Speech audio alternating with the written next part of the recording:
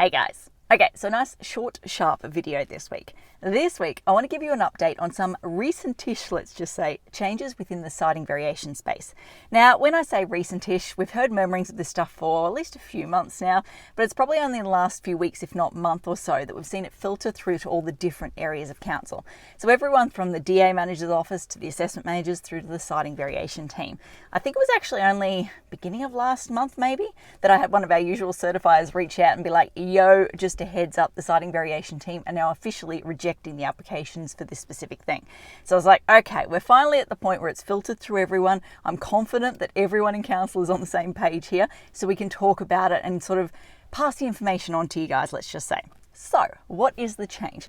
Well, if you've lodged an application, a town planning application, and as part of that application process, they've specifically assessed the front setback as a part of the assessment against the traditional building character design code, I had to think about that for a second, the TBC design code, then you do not need a siding variation application when you get to the building approval stage.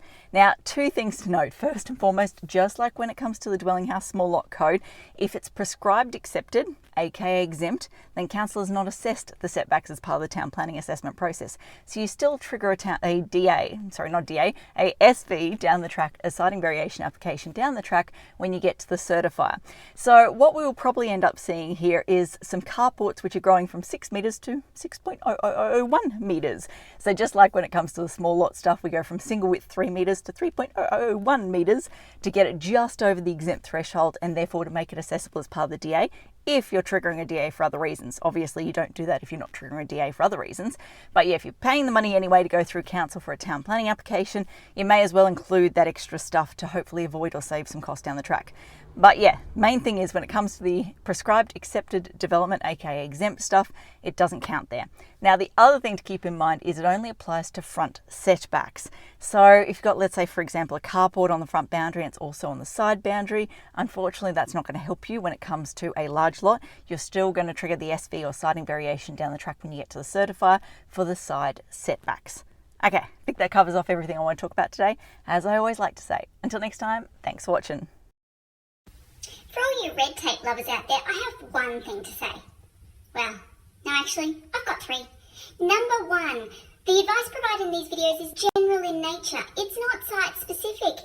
You would be a silly billy to go and make financial decisions based on this advice without first checking with the town planner. Don't be a silly billy.